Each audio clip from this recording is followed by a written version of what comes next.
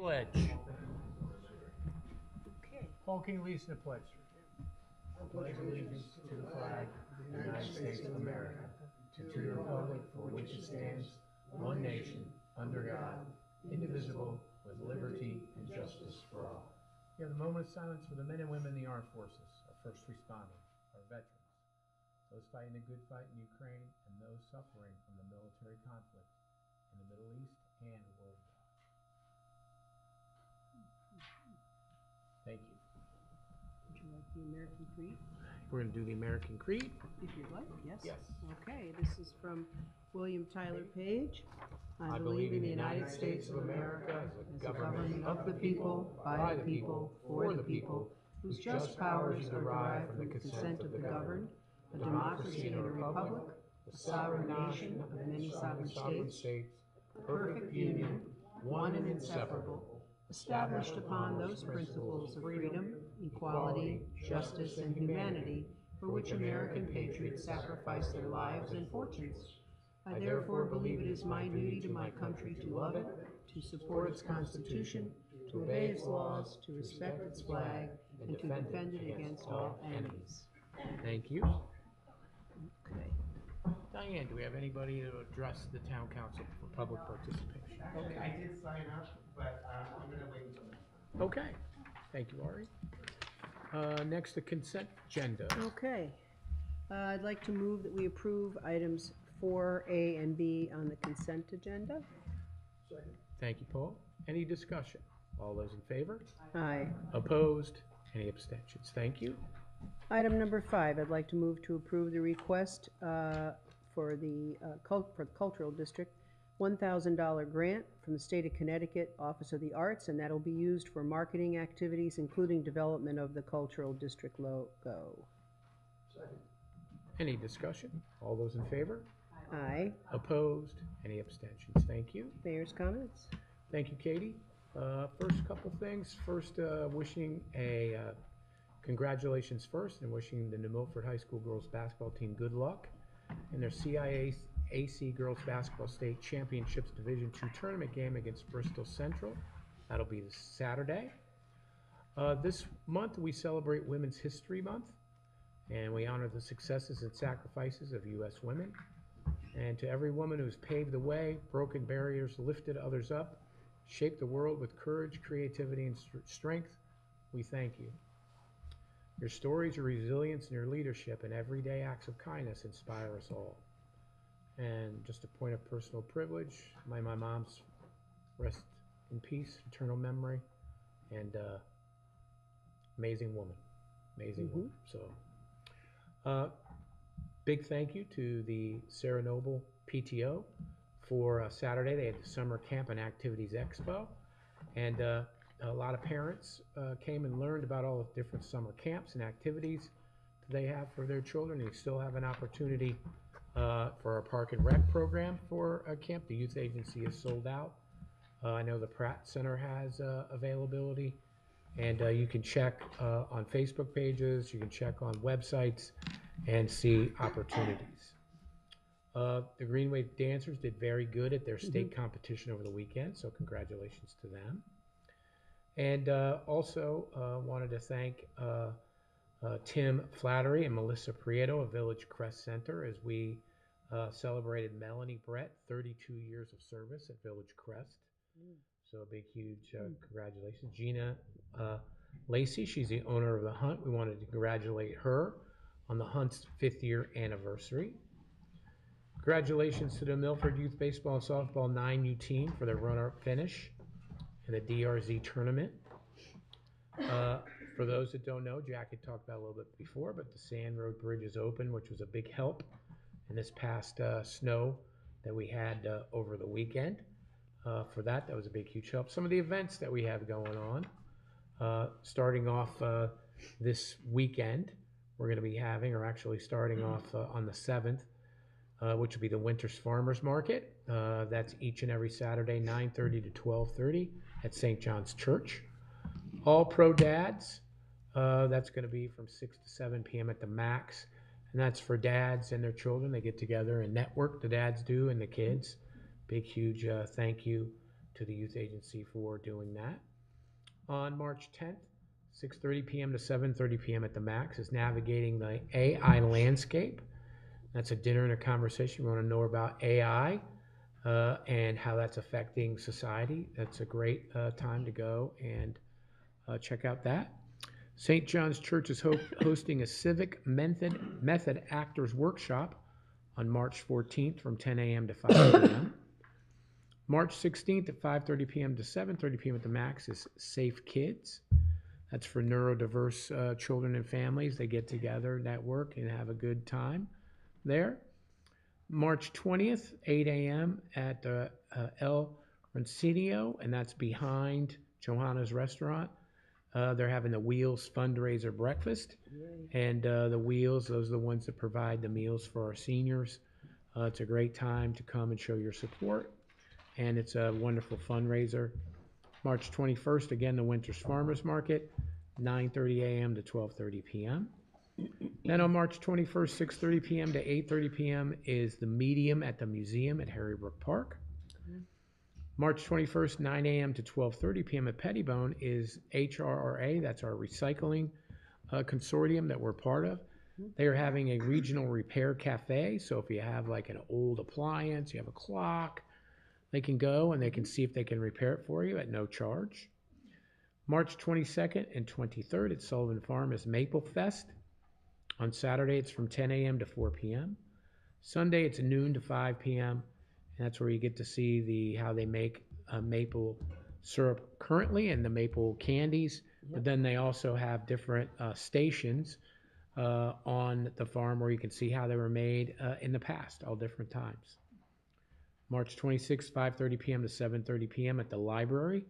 Lawyers in the library, these are 20-minute sessions. So if you have a legal question, the lawyers are there to help you pro bono with that. Again, Winters Farmers Market is on May 28th as well, 9:30 a.m. to 12:30 p.m. On March 28th, Park and Rec is doing their Easter egg hunt. That's from 10 a.m. to 12 noon on the Middle Green. And lots of programs, the youth agency, the library, the senior center. Lots of great stuff. Take a look at their websites for more information. And then I would like to turn over for just a moment. If Mary Jane, you could talk a little bit about, there were 3 families in the affordable housing complex that are in need because of a small fire. If you could talk a little bit about that and where people could go to donate. Unfortunately, we had a fire in one of the upper duplex apartments, and not only did it do fire damage, but the sprinkler system, it all comes down, and so it took out 2 apartments below. So it was a busy night last night. Fire police, Red Cross was there, and they provided vouchers, for some of the families had families to go to. Others needed vouchers for, for overnight. But it's not a lot of money. It's only like $350, which. What do they need? What? What do they need that got ruined in the? Well, they lost furnishings, rugs, clothing, food, especially the lower apartments were really. We're in the process of going through the insurance company and. That takes time. And then we'll be, getting into restoration ASAP and trying to get them back into their apartments as soon as we can. But it's gonna take a couple months probably at least. How many people were displaced? So I would say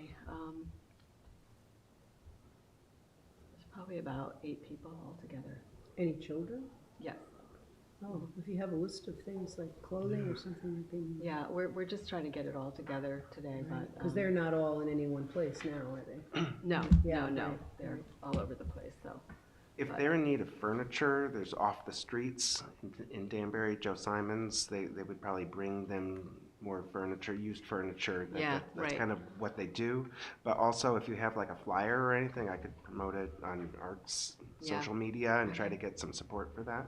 thank you. Yeah.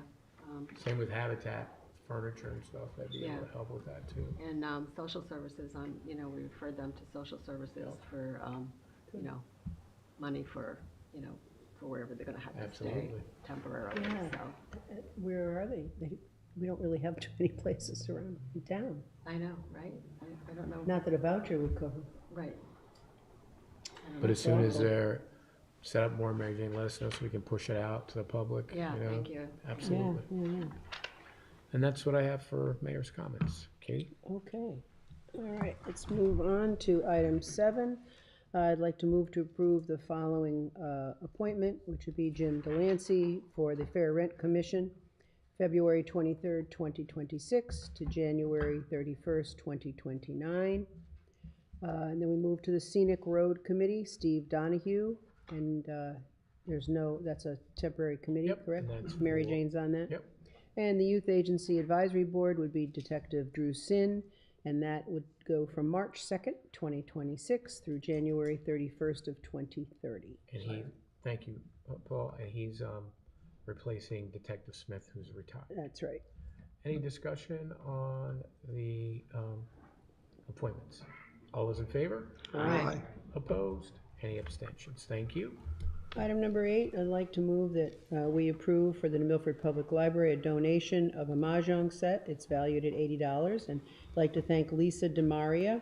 They donated it to the library in February 12th, and the donation would be used for library programming and things like that. So move. Thank you. Thank you. All those in favor? Aye. Opposed? Any abstentions? Thank you. Finance?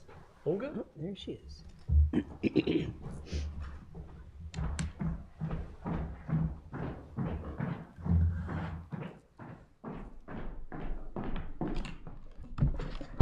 Good evening, members of the council, members of the public.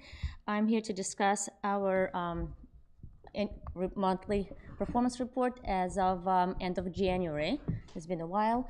On the revenue side, we are trending as we would like. State revenue is coming in on schedule. No, any unexpected reports or updates from the state on that front. So we are moving through the year as planned. Interest rates do fluctuate. They are on a decline, but for our budgetary performance, we are still trending to achieve our budgetary target if we remain in this range. For one of the interest income lines, we have exceeded our budgetary performance. That was for those additional funds that we were able to identify and place into investment variance accounts. As you can see on the revenue side, that additional $1 million revenue did come in that I mentioned during budgetary hearing. So that's definitely a very positive, deposit into our revenue side. So all other departments are trending, in line with their prior year performances. Taxes are about 96% collected, where that's our normal trend.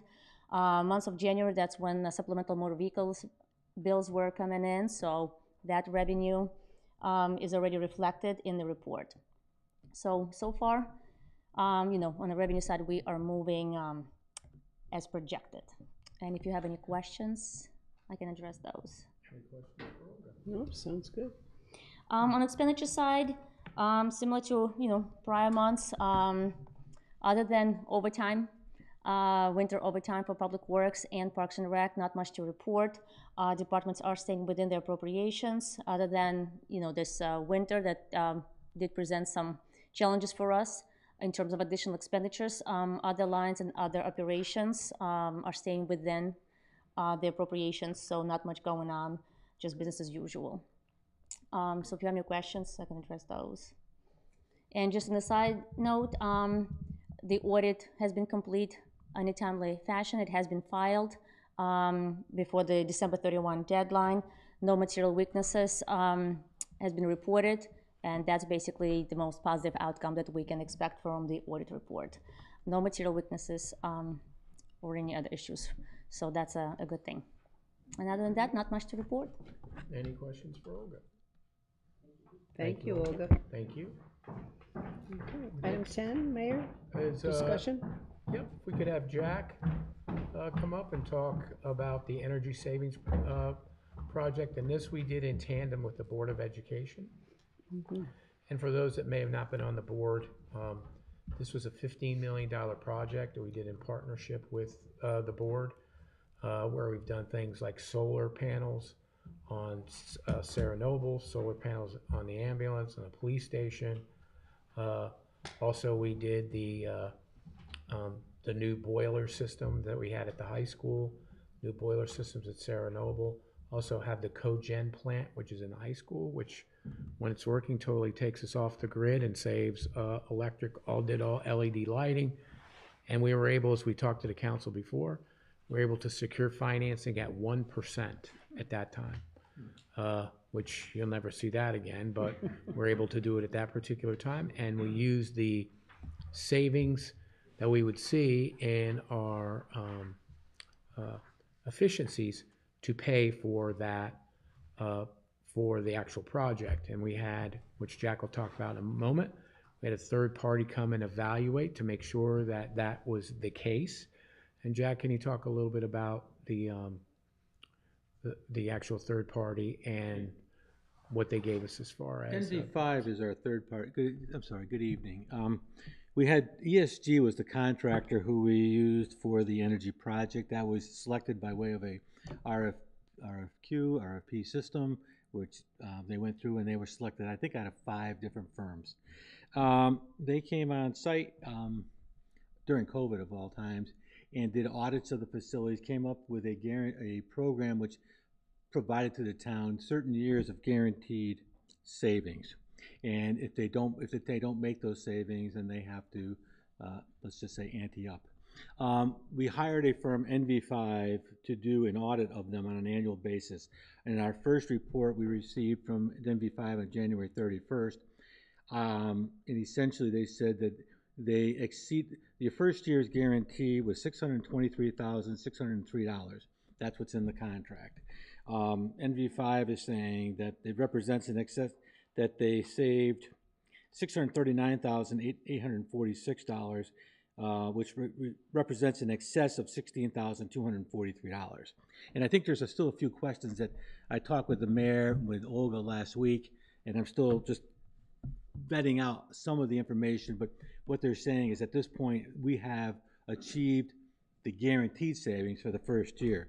In addition, they've provided a report, sorry, I'm going back and forth between the phones and need bigger glasses. They also identified that when we first started this project, that the town received a certain amount of money from utility incentives for Eversource to do this project. They also received, we are over the next 20 years going to receive payments on renewable energy credits. We have a certain number of credits that we go out to the market, and in a certain time frame, we get those energy credits based on what they can sell the credits at the time.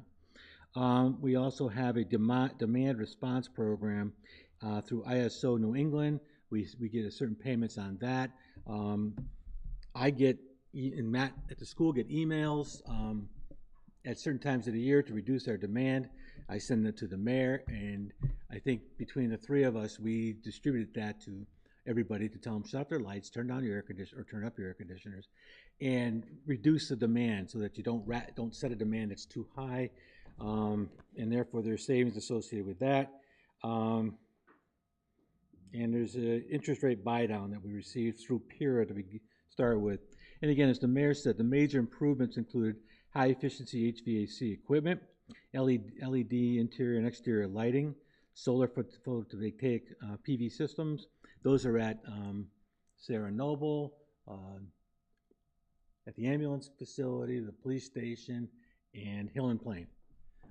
All those have the PV systems currently in place. We did improvements to the building envelopes. We did insulation in certain buildings. We put on water restrictions. They changed the toilets out.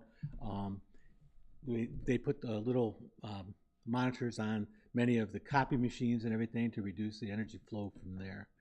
And then of course the big one is the cogen system, as the mayor indicated, at the high school. We get a better rate on the natural gas coming in, which is important right now. And because of that better rate, we can generate electricity for the high school And then we use the excess heat from the cogen systems to preheat the water going to the boilers and for the hot water systems in the school. And that's really, in a nutshell, the report, is about that thick. Jack, so bottom line, the first thing you said, it all sounded great, that for the first year they were supposed to save us 623,000, and you said it was 639 or something. Okay, but at the bottom, from all those things that we're doing, photovoltaic, turn this down, turn this up, is it saving us money? It is, according to the report, it is saving us money. Right, but you didn't write that report, right? No, I did not write the report. Okay, so the people who made up the report, so I'm just Well, curious. no, the report's written by we're paying ESG. A third party, right? A third party to Yeah. do that audit for us. Okay. And how much would you say overall we've saved? Well, I'd have to go back and look at the payments up front. We received quite a few payments up front, and that helped, I think, with the first year's payments, if I remember, Mayor, correct? Been a few years, The goal, right? yeah, the goal was to be able to Pay. save enough that we could then do $15 million worth of projects, Yeah, badly needed infrastructure improvements that the Board of Ed needed, and not have to put it into the budget. This Right. was something that through cost avoidance, because of all the new high Exactly. efficient equipment we have, that it's able to get that. Plus, on top of that, getting it at 1%. well, We'll never see that was again. great, but, so what do Absolutely. you think, at this point we're in right now, you think it's good? I mean, are we okay, above the norm, or are we below? I think we're okay. I think we're okay to good. Let me put it that way. I wish we were outstanding, but part of this is I've done this for too many years, and the problem is you're saying this year, this happened to me in Berlin. I did the same thing in Berlin, and because of variations on when people use the buildings and Yeah. and what the baseline is, increased use of the buildings. It's all different. Right now, I think we're good. I think we are making We're in the the money. plus. Yeah, we are. Oh, we're in the plus.